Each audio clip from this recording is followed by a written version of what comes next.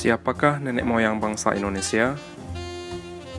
Oke, kali ini kita akan mempelajari tentang asal-usul nenek moyang bangsa Indonesia.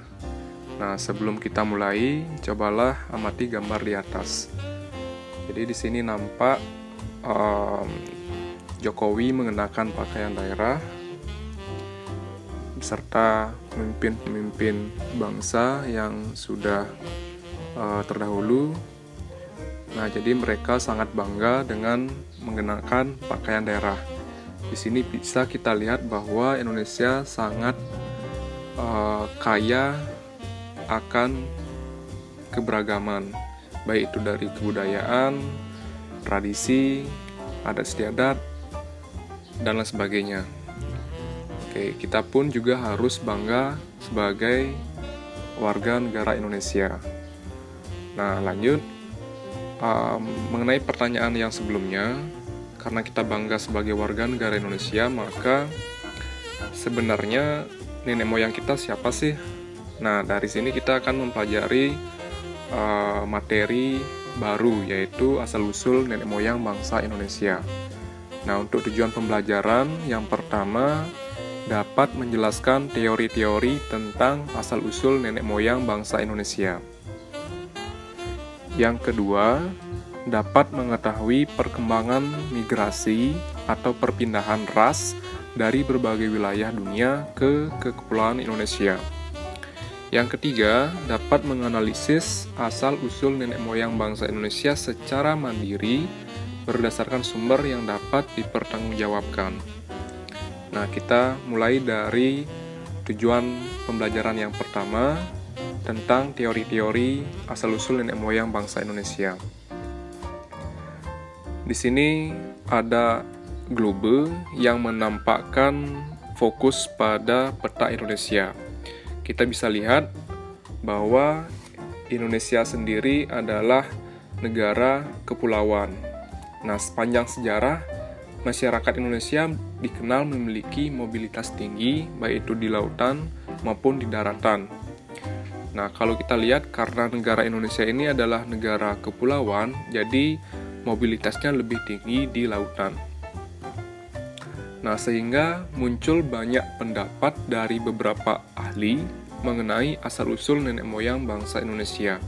Nah, kemudian pendapat-pendapat para ahli ini akan dirangkum dalam 4 teori asal-usul nenek moyang bangsa Indonesia, yaitu yang pertama teori Yunan, teori Nusantara, teori out of Taiwan, dan yang keempat, teori out of Afrika.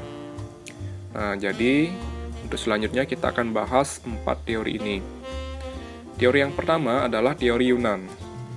Teori Yunan ini teori yang menyatakan bahwa bangsa Indonesia berasal dari wilayah Yunan atau Cina Selatan. Jadi, kalau kalian belum tahu Yunan itu di mana, kalian bisa lihat pada peta Asia. Jadi, tepat berada di Cina, peta Cina, tetapi bagian selatan. Kalau kalian lihat pada peta, ada pada paling bawah Yunan. Jadi, teori ini juga menyatakan bahwa masyarakat Yunan yang datang bergelombang ke Asia Tenggara itu melalui sungai-sungai besar, yaitu Sungai Mekong, Sungai Chao Phraya, dan berlanjut ke kepulauan. Jadi itu adalah rute migrasi masyarakat Yunan ke Indonesia. Nah, kalau kita lihat pada peta Asia, di sini ada peta Cina yang berwarna kuning. Kemudian Yunan itu adalah Cina Selatan, dekat dengan Laos dan Bangladesh. Jadi mereka migrasi ke Indonesia melalui 2 gelombang. Yang pertama yaitu Proto-Melayu, dan yang kedua adalah Deutero-Melayu. Perbedaannya adalah kalau Proto-Melayu itu istilah lainnya juga disebut Melayu tua. Kalau Deutero-Melayu itu Melayu muda. Jadi perbedaannya Melayu tua dengan Melayu muda. Sehingga dari istilah nama ini kita bisa mengetahui bahwa Proto-Melayu ini adalah migrasi yang paling awal dibandingkan Deutero-Melayu atau Melayu Muda. Nah, berikut penjelasannya masing-masing. Yang pertama adalah Proto-Melayu. Kita lihat pada peta yang bergaris merah. Jadi rute perjalanan Proto-Melayu yang merupakan gelombang pertama yang datang ke Indonesia sekitar tahun 3000 hingga 1500 sebelum Masehi. Membawa kebudayaan Neolitikum. Jadi Neolitikum ini adalah kebudayaan batu muda dan menggunakan perahu bercadik satu. Nah, hasil kebudayaan Neolitikum itu ada kapak yang sudah dihaluskan. Kemudian ini juga ada gambar perahu bercadik satu. Ini adalah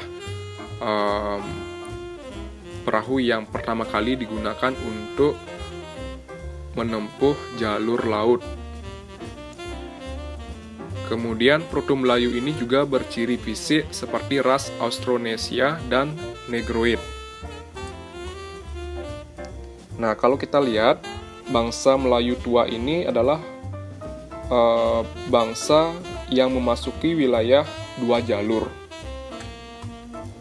Kita lihat yang berwarna merah, ada melewati jalur barat, ada juga yang melewati jalur utara. Kalau jalur barat itu melalui Malaysia, kemudian dilanjutkan dengan Sumatera, kemudian menyebar ke kepulauan-kepulauan yang ada di Indonesia. Sedangkan lewat jalur utara atau jalur timur itu melalui Filipina, kemudian lanjut ke Sulawesi, menyebar ke Papua. Nah, bangsa Melayu tua ini memiliki kebudayaan yang lebih tinggi daripada manusia purba.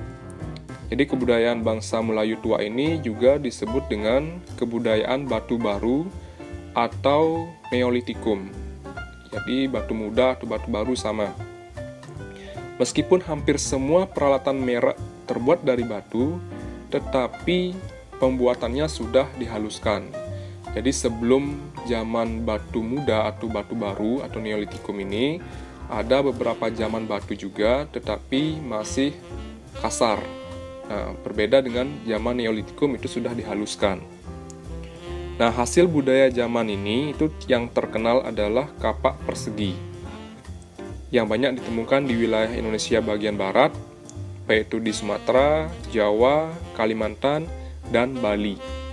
Nah, menurut penelitian Van Heekern di Kalumpang, yaitu Kalumpang itu adalah daerah Sulawesi Utara. Jadi, hasil penelitian ini telah terjadi perpaduan antara tradisi kapak persegi dan kapak lonjong yang dibawa oleh orang-orang Austronesia yang datangnya dari arah utara atau timur melalui Filipina dan Sulawesi. Nah, suku bangsa Indonesia yang termasuk anak keturunan bangsa Proto-Melayu ini adalah suku Dayak dan suku Toraja. Nah, ini adalah Proto-Melayu. Sedangkan Deutero-Melayu atau Melayu Muda itu datang setelah Proto-Melayu, tepatnya pada 1500 sampai 500 sebelum Masehi. Jadi gelombang kedua ini membawa kebudayaan yang lebih modern dan memperkenalkan perahu bercadik dua. Deutero-Melayu bercirikan fisik Melanesia dan Mongoloid. Nah, kalau kalian lihat rute perjalanannya atau rute migrasinya, itu lihat pada peta yang bergaris hijau. Jadi Deutero-Melayu ini mendesak Melayu tua atau Proto-Melayu. Nah, Deutero-Melayu itu memasuki wilayah Nusantara melalui jalur barat yang mereka tempuh melewati Vietnam, kemudian Semenanjung Malaysia, sampai pada akhirnya di Nusantara. Bangsa Deutero-Melayu juga memiliki kebudayaan yang lebih maju dibandingkan Proto-Melayu karena mereka telah mendapat pengetahuan untuk membuat barang-barang dari perunggu dan besi. Jadi hasil budayanya yang terkenal adalah kapak corong, kapak sepatu, dan nekara. Nah, selain kebudayaan logam, bangsa Deuteroom Melayu ini juga mengembangkan kebudayaan megalitikum. Jadi megalitikum ini artinya zaman batu besar. Nah, seperti misalkan menhir, dolmen, sarkofagus, kemudian ada punden berunda, dan lain sebagainya. Nah, suku bangsa Indonesia yang termasuk keturunan bangsa Melayu muda ini adalah suku Jawa, Melayu, dan suku Bugis.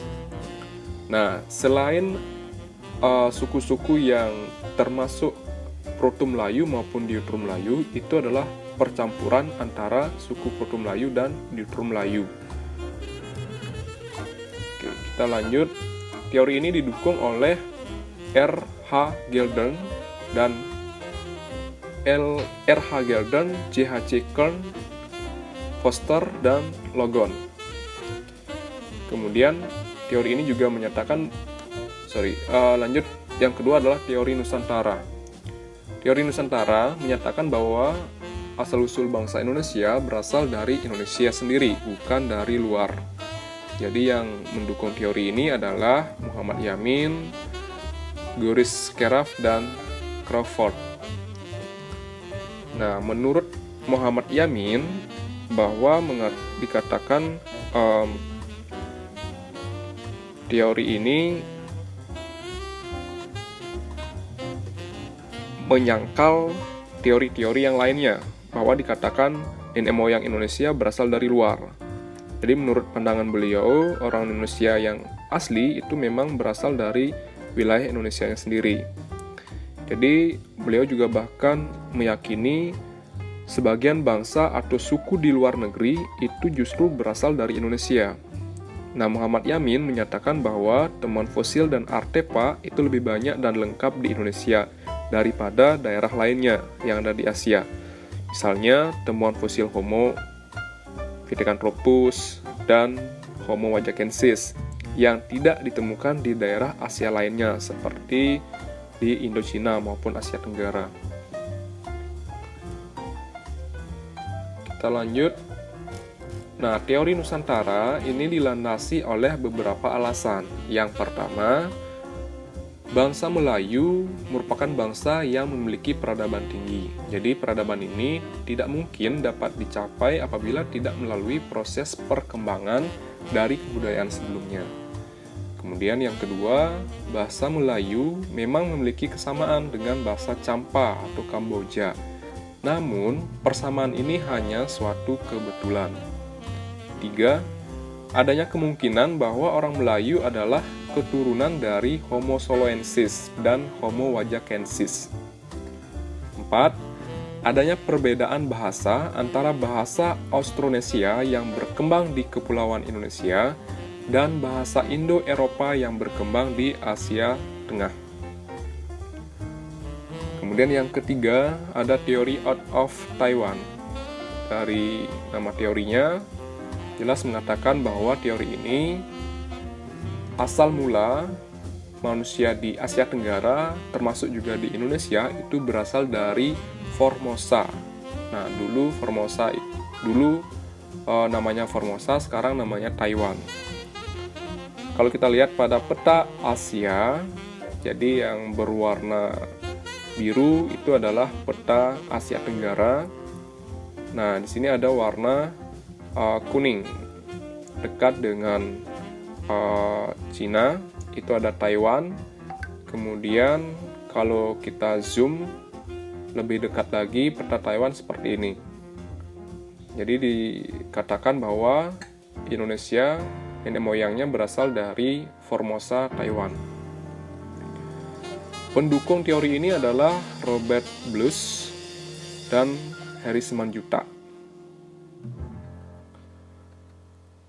Nah, jika kita lihat rute migrasinya, teori ini migrasinya melewati Filipina bagian utara. Kita lihat pada garis merah yang mengarah ke utara, kemudian bergerak ke barat hingga masuk ke Jawa, kemudian Sumatera, dan Semenanjung Malaya.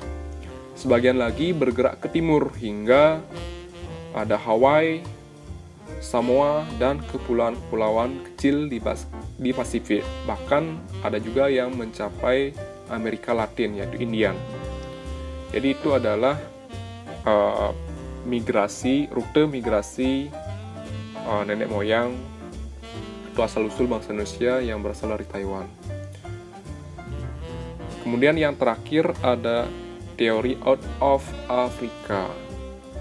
Menurut teori ini, bahwa hasil penelitian yang terbaru menyatakan bahwa manusia modern yang hidup sekarang ini berasal dari Afrika. Nah, kalau kita lihat rutenya itu ada di ini 200.000.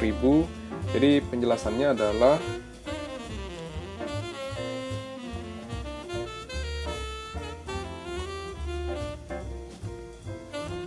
fosil-fosil manusia purba yang ditemukan di Indonesia, khususnya daerah Jawa Tengah dan Jawa Timur, itu tidak ada hubungan langsung dengan manusia modern. Jadi manusia-manusia yang dimaksud itu jenis Meganthropus paleojavanicus, Pithecanthropus erectus, dan Homo solensis. Ini jenis-jenis ini tidak ada hubungan dengan manusia modern.